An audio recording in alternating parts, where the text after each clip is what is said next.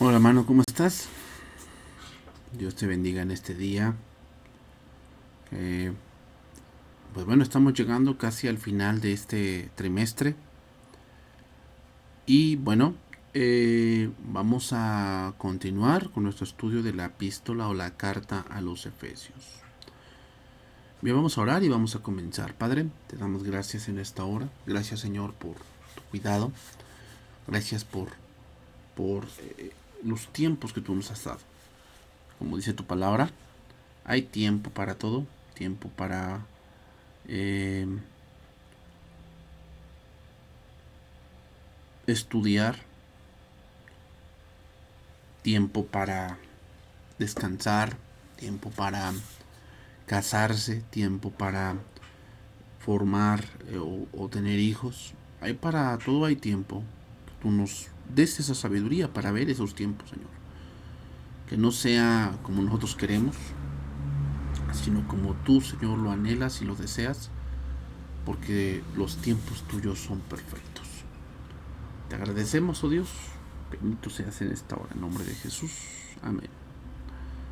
Ok, hermanos, vamos a continuar con nuestro estudio. Estamos en el capítulo 2 de Efesios, capítulo 2, versículo 8. Porque por gracia sois salvos por medio de la fe, y esto no de vosotros, pues es don de Dios. Decíamos la semana pasada que aquí hay 4 cosas que son importantes, ¿no? Gracia, que está aquí, salvos, fe y don. Estas son las 4 palabras que nos interesan y que nos deben llamar la atención en este pasaje. ¿Okay? Que por gracia somos salvos, y esto no de nosotros, pues es don de Dios. Es decir, eh, la salvación, hermanos, óiganlo bien esto, porque hoy en día hay muchos falsos y muchas sectas y personas que hoy sacan cualquier barbaridad y lamentablemente engañan a los hijos de Dios, a los escogidos, los engañan, los ponen en una situación pues muy crítica. Pero hermanos, la salvación es totalmente de Dios, ¿ok? O sea, ¿cómo es esto? Al decir que es totalmente de Dios, una, es que solamente Dios podía haber hecho algo así. Solamente Dios. O sea, el hombre, el ser humano, por más años que pasaran y dejásemos pasar el tiempo, miles de años, lo único que el hombre va a lograr con su pecado es extinguirse, hermanos. Es extinguirse. Hay cifras hoy en día, hermanos, sobre la natalidad eh, de, que hoy está habiendo, ¿no? En el mundo, sobre las mujeres que son madres, hermanos. Y antes era de 10, 8 eran mamás, ¿no? 8 estaban dedicadas a formar hijos, a formar hogares. Hoy en día, de 10, 3. ¿Qué nos está diciendo esto, hermanos? Bueno, que eh, esta ola del feminismo ha cambiado muchos roles de las mujeres, y lo que está atrayendo a la sociedad es que tengamos una sociedad vieja y tengamos una natalidad menor. Y eso lo que está implicando, hermanos, es que otras, ¿cómo podemos decirlo? Otras naciones conquisten países no a base de la guerra, sino a base de la natalidad. Y una de esas naciones, hermanos, son los árabes. Por eso hoy Europa se está llenando de muchos árabes. Porque los europeos no quieren tener hijos y los árabes tienen de a 6, de a 7, pues están conquistando esos países a base de la natalidad. Bien, entonces, retomando el punto. el hombre en su pecado no va a lograr o nunca hubiese logrado salvarse. Jamás. O sea, nunca hubiera llegado al punto donde se arrepienta, donde busque a Dios. No, hermanos. O sea, en toda la parte de las escrituras vemos la iniciativa de Dios hacia el hombre. O sea, es Dios quien llamó a Abraham. Es Dios quien llamó a Isaac. Es Dios quien llamó a Moisés. Es Dios quien llamó a Josué. Es Dios quien llamó a Sansón. Es Dios quien llamó a Jefté. Es Dios quien llamó a Débora. O sea, vemos la iniciativa de Dios. No es el hombre el que diga que busca a Dios. O no es el hombre el que diga, es que yo nací con ciertas cualidades donde aquí podemos, yo puedo hacer tal X y cosa.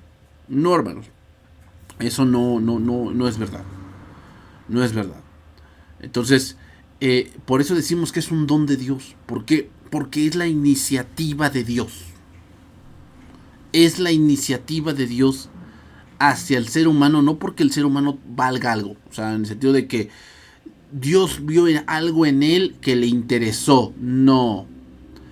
Sino porque decidió amarnos y mostrarnos ese amor. ¿Cómo nos mostró ese amor? Enviando a su Hijo Jesucristo. Entonces, todas las salvaciones de Dios, hermanos. O sea, a eso nos referimos cuando todas las salvaciones de Dios. Nos estamos refiriendo a que nadie pudo haber hecho un plan de salvación tan increíble, tan importante, tan bueno como Dios. Nadie, hermanos. Entonces, la iglesia tiene el deber, o tiene el deber de exaltar esa parte, hermanos. Como yo se los dije, nuevamente se los vuelvo a repetir. Si queremos que nosotros saber cómo debe ser la iglesia, la carta a los Efesios es la carta que debes estudiar. Entonces, ¿la iglesia qué es? Es un conjunto de personas que hemos sido salvos por gracia, por la predicación del Evangelio. ¿Y el Evangelio qué predica? La palabra Evangelio significa buenas noticias. ¿Cuáles son las buenas noticias? Que Dios ha hecho un plan de salvación tan grande y tan perfecto y tan hermoso que ningún hombre pudo haber ideado jamás. Eso es lo que es la iglesia, hermanos. Entonces, es obvio que en la iglesia necesitamos hablar de Cristo. Necesitamos hablar del Evangelio. Necesitamos hablar de las virtudes de aquel que nos llamó de las tinieblas a su luz admirable. O sea, eso es la iglesia. La iglesia no es un centro para motivacional, ni tampoco es un centro de entretenimiento, ni tampoco vamos a exaltar ciertas doctrinas que el ser humano ha desarrollado. O sea, una cosa, hermanos, es que estudiemos doctrinas que obviamente a través de los siglos se han apuntalado, pero ya estaban ahí, ¿ok? A hoy en día doctrinas que ni siquiera están en las escrituras. Y hoy se exalta tanto, hermanos. No sé si ustedes se enteraron, pero hay un hombre hoy que asegura o aseguraba que entre el 17 y 18 de septiembre era la venida de Cristo, porque hizo tales cálculos desde 1948, que se volvió a fundar Israel y toda la cosa, y que la tribulación. Y pues bueno, pasó la fecha y ya saben, muchos burlándose de él, y es obvio porque pues es un falso, es un hombre que simplemente, y ese hombre conozco su historial, hermanos. Salió de una iglesia porque el pastor pues lo tuvo que expulsar porque tenía doctrinas extrañas, y ahora lo vemos, ¿no? Que tiene doctrinas extrañas porque pues él cree ciertas cosas de la Biblia sin tener un estudio conciso de las escrituras, y ahora ha cambiado porque supuestamente él se basa en la parábola de las vírgenes, donde dice que tardándose el esposo, y entonces él ya cambió ahora la fecha y él dice que es el 2 de octubre. porque se está tardando el esposo. Y hermanos, ese es un gran error. No puedes sacar una doctrina de una parábola. No puedes. ¿Por qué? Porque la parábola simplemente está ilustrando algo que ya se dijo. Cristo ya había hablado en esa parábola en Mateo 24. Mateo 24, él allá había hablado cómo serían las señales antes de su venida. Y el capítulo 25 simplemente es una ilustración de lo que ya se dijo, no para añadir algo. Y vean, o sea, vean cómo la gente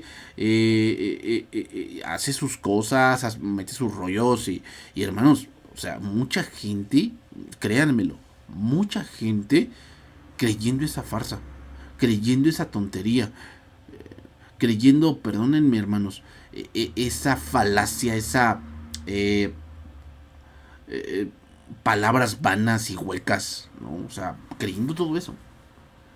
Es increíble, hermanos. Pero así es, o sea, así se manejan estas personas. Entonces, hermanos, la iglesia debe ser el lugar para exaltar la doctrina de Cristo, para exaltar su sacrificio, para exaltar su ministerio, para exaltar su obra en la cruz, para exaltar su resurrección, para exaltar su glorificación. Eso es la iglesia, hermanos. Cualquier cosa que haga la iglesia que no vaya hacia Cristo, hermanos, es vano. O sea, eso no es algo que Dios mandó. El propósito de la iglesia no es hacer que las gentes se sientan bien porque tuvieron una semana difícil. No, no, hermanos. O sea, para eso, pues vete a otro lado. Vete a otro lado, vete a no sé, a ver un partido de fútbol o vete a ver las carreras allá al autódromo o vete a las carreras de caballos, ¿no? O vete no sé, a un campo abierto, ¿no? Vete al río, al mar. A lo mejor eso te ayuda. Pero hermanos, recuerdan lo que dijo Cristo en Juan 6. Las palabras que yo hablo son espíritu y son vida. Hermanos, cuando se predica las escrituras, no solamente vamos a tu parte emocional, que no digo que sea importante, pero vamos más allá. Y es la vida eterna, hermanos. Y creo que la vida eterna, pues sí es muy importante. Sí es muy importante porque tu sentimiento, pues bueno, puede pasar hoy y mañana ya no, y así, hermanos. O sea, no hay ningún porqué. Entonces, dos argumentos importantes para sostener que esto no se puede negar. Número uno, Dios es la suprema perfección.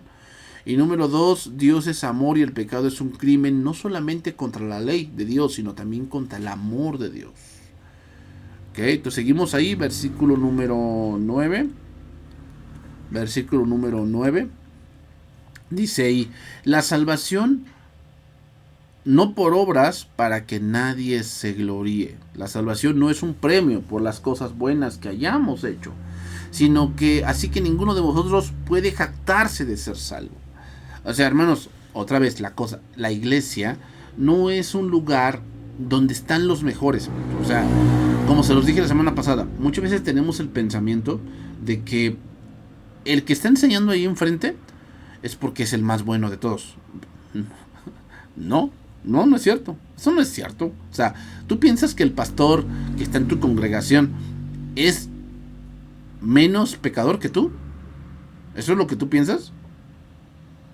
Bueno, sí, porque, pues bueno, yo veo que le va bien, ¿no? Yo veo que le va bien, yo veo que él no pasa dificultades. Bueno, eso es lo que tú ves externamente.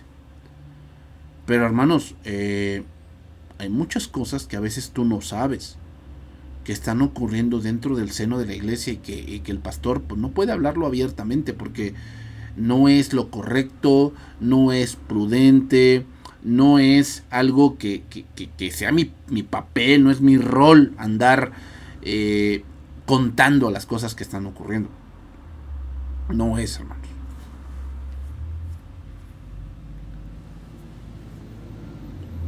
Entonces la iglesia no es un lugar, o no están allí los que son súper buenos o los que tienen pues muchas cosas que presumir. No, hermanos. La iglesia no es eso. La iglesia es un lugar donde hay pecadores y donde Dios escoge de todos esos pecadores a uno que va a tener una responsabilidad mayor. Pero no está allí porque sea mejor. Los hijos, los hermanos, los maestros que están en la iglesia infantil, que están enseñándole a tus hijos, o los hermanos que están en la iglesia juvenil, hermanos, no están allí porque sean mejores, porque ellos se han portado mejor que otros, no, hermanos. Hay varias razones, pero lo que yo quiero llegar a decirte es que cuando dice no por obras para que nadie se gloríe, es que debemos entender que todas las cosas que hay dentro de la iglesia y las cosas que logramos desarrollar, ¿no? O sea, predicadores, evangelistas, ujieres, en la cocina, todo ese tipo de cosas se hacen por gracia. O sea, es porque Dios así lo ha permitido. No es porque no lo merezcamos. ¿Ok? No es por lo que lo merezcamos. O sea, no es porque me lo gané, porque tengo cierta amistad, ¿no? con el pastor. Y yo no dudo que eso no se dé. ¿Por qué, hermanos? ¿Por qué yo no dudo? Bueno, pues porque donde está el hombre, donde mete mano el hombre, todo lo descompone, ¿no? Y no debería ser así en la iglesia. O sea, el poner a mis conocidos, poner a mis compinches, ¿no? A algunos paleros, tal vez. Sí, yo entiendo que sí se da, hermano. Sí se da, porque pues, el ser humano es así. No debería de ser. ¿Cómo deberían de ser las cosas? Pues al que Dios llame por gracia. Al que Dios llame por gracia. Y la iglesia lo va a reconocer. La cuestión es que hoy hemos sido tan invadidos por el pensamiento del mundo que lamentablemente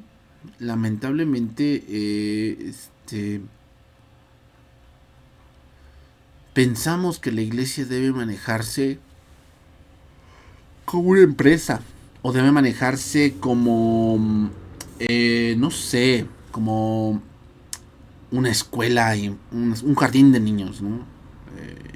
Y cometemos ese tipo de errores. Y el problema es que por un tiempo funciona, pero pues empiezan a surgir otros problemas que no se pueden resolver con el espíritu, sino se deben resolver con la carne, y la carne pues va a generar corrupción, ¿no? Seguimos allí, versículo número 10.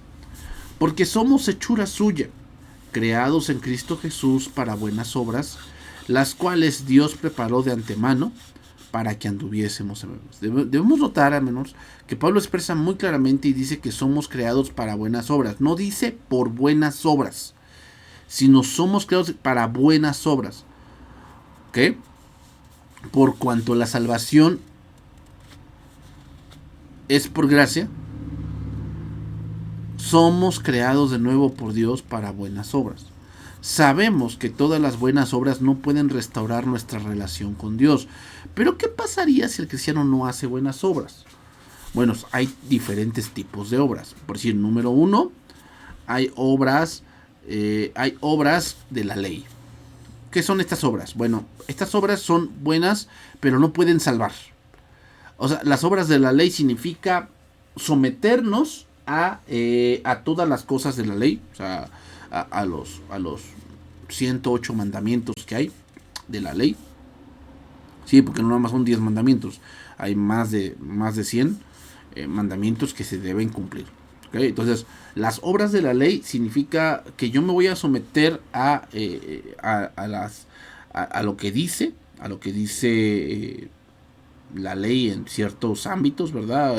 La comida, la manera de relacionarme con las personas, ¿verdad?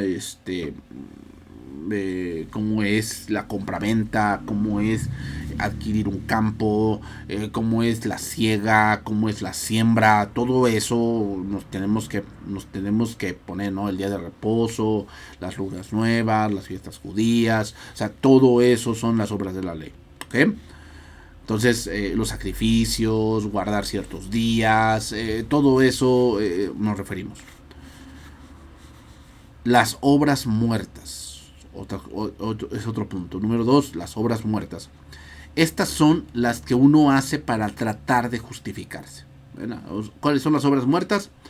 Bueno, pues son todas aquellas obras que el hombre hace para decir, es que yo hice esto, ¿verdad? Yo hice esto. Es que yo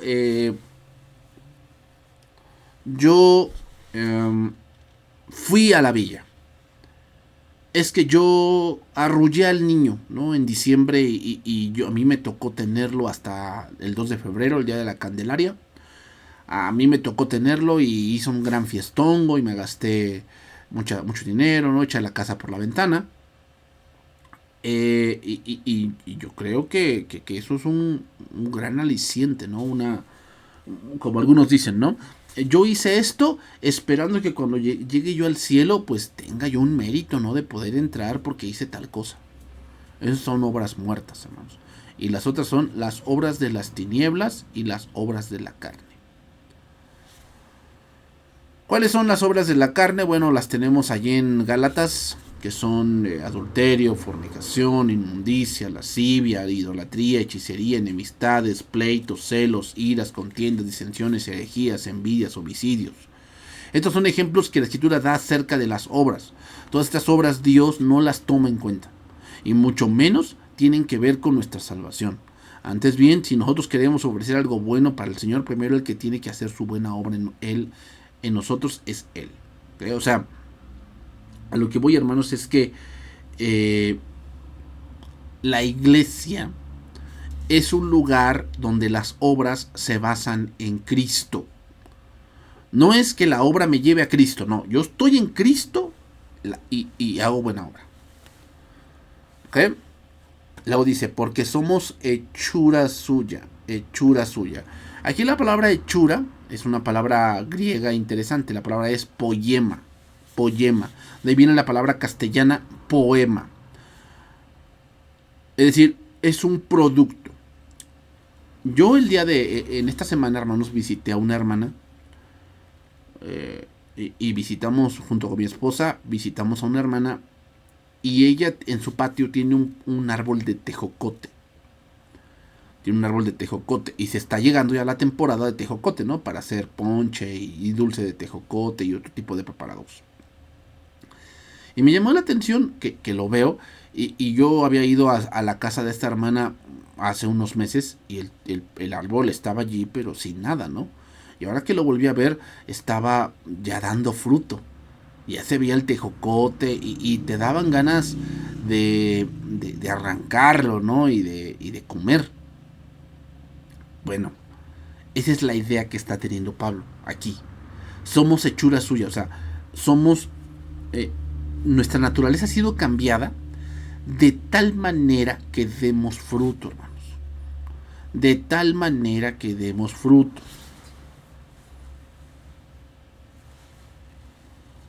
Es decir, hermanos, esa es nuestra naturaleza. O sea, ahora hacemos buenas obras, hermanos, no por temor. En la ley era, vas a hacer esto, y si no lo haces, te va a venir esto. ¿Ok? Pero si lo haces, te va a venir esto. Eso se le llama hacer obras por temor. Eso es la ley. ¿Ok, hermanos? O sea, la ley es hacer cosas porque si no viene una maldición, ¿no? En la gracia no es así.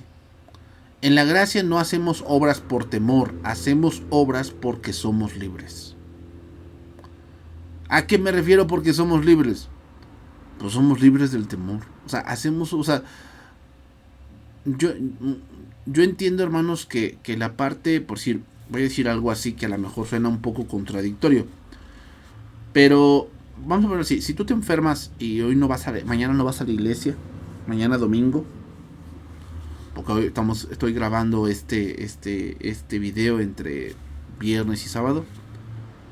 O sea, estoy en la noche del sábado, ya como a las 12, 1 de la mañana.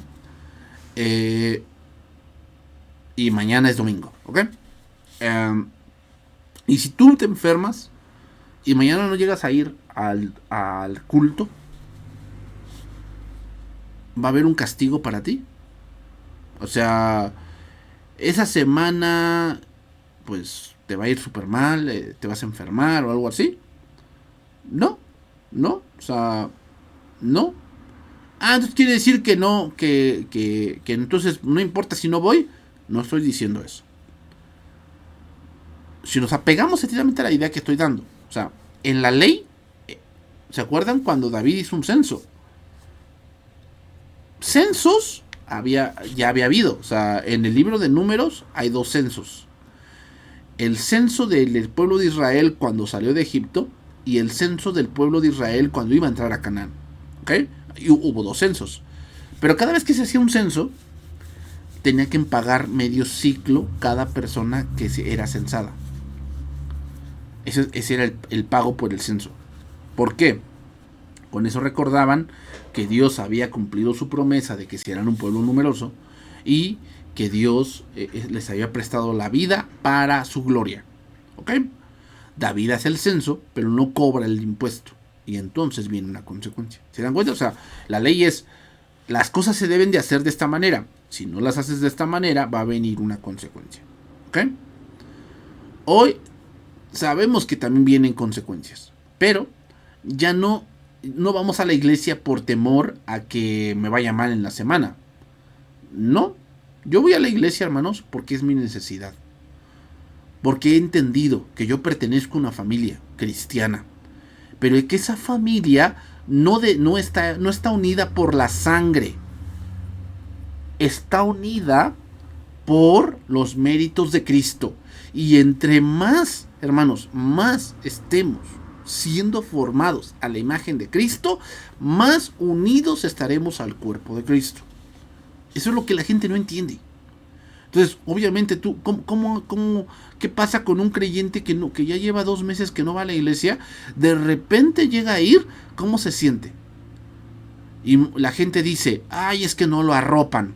Ay, es que no le dicen, ay, bienvenido, qué bueno que veniste, toda la cosa. Es que, hermano, eso no es importante. Lo importante es que prediquemos el evangelio. Y esa persona se siente así porque es su pecado quien lo ha alejado de ahí. Lo ha alejado de la iglesia. Como no ha sido formado a la imagen de Cristo, hermanos, él se siente fuera de lugar. ¿Por qué? Porque no hay comunión la luz con las tinieblas. No hay tu comunión.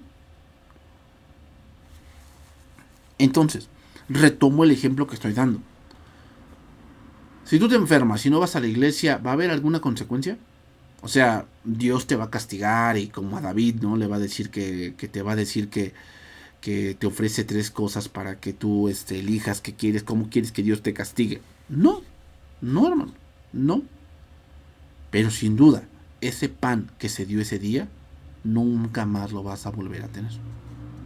O sea, hermanos, veámoslo de esta manera. Cuando tú vas a la congregación, tú vas a recibir una bendición espiritual de la palabra de Dios.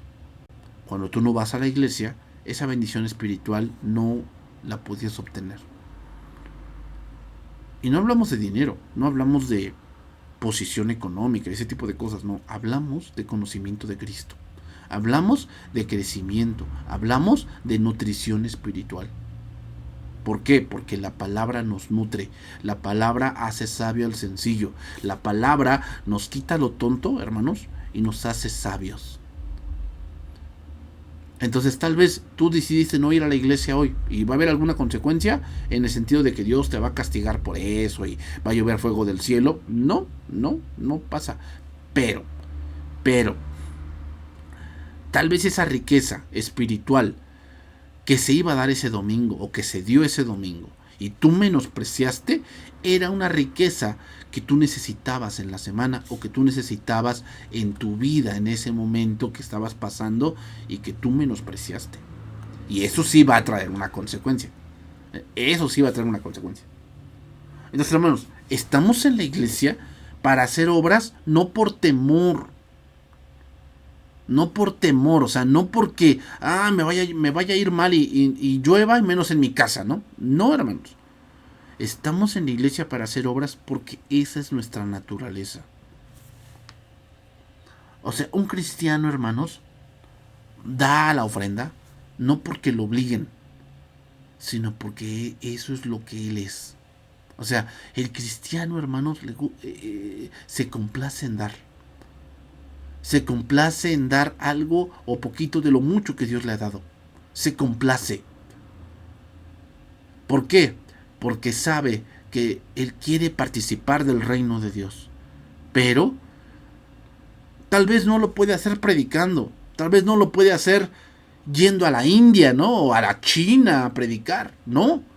Pero hay gente que sí va y que requiere recursos económicos para hacerlo. Bueno, tú puedes participar en eso. Tú puedes participar en eso. Y cuando tú sabes que vas a participar del reino de Dios, lo haces con gusto. Lo haces con gozo, con alegría, porque sabes que es algo que Dios ha puesto en tu corazón, porque esa es tu naturaleza. Entonces, hacemos buenas obras, hermanos, no por temor, o sea, no porque, me vayan a expulsar de la iglesia. No, hermanos, hacemos buenas obras porque esa es nuestra naturaleza. El apóstol Pablo dice que somos cartas abiertas, leídas por todos los hombres. Tu vida y la mía, si estamos en Cristo, debe ser un poema que glorifique a Cristo. ¿Cómo podemos ser un poema? Que dice, somos hechuras suyas, somos un poema creados en Cristo Jesús para buenas. O sea, la manera de ser un poema de Dios, hermanos, es vivir como Cristo vivió. Es vivir bajo la doctrina de Cristo. La doctrina de Cristo va a hacer que tu vida y la mía sean un poema de Dios.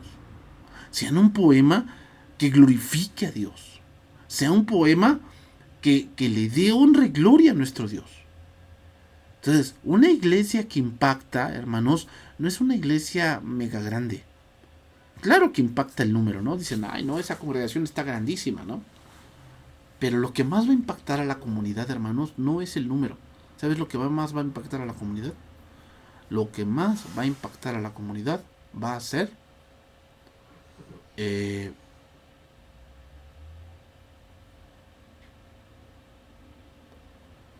la vida de los congregantes.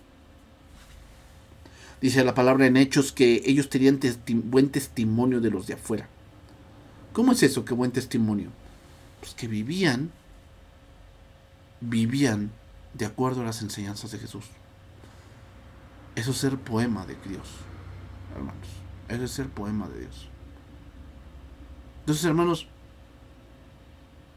yo espero que tú, cuando hagas las cosas, o sea, ¿por qué estás aquí en el instituto?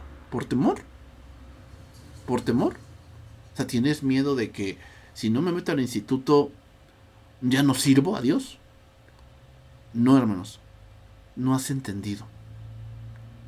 O sea, es obvio que como en este caso con nosotros como IBRI, hemos puesto esas métricas de que si tú vas a servir, tú tienes que estarte discipulando. ¿Por qué razón, hermanos? Porque si tú no te estás discipulando, el ministerio te va a matar.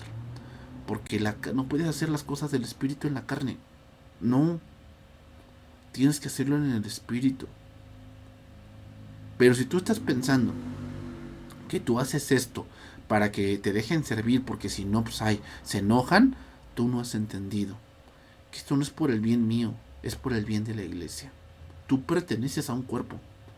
Y ese cuerpo debe ser edificado en el espíritu, no en la carne. Esas son las buenas obras.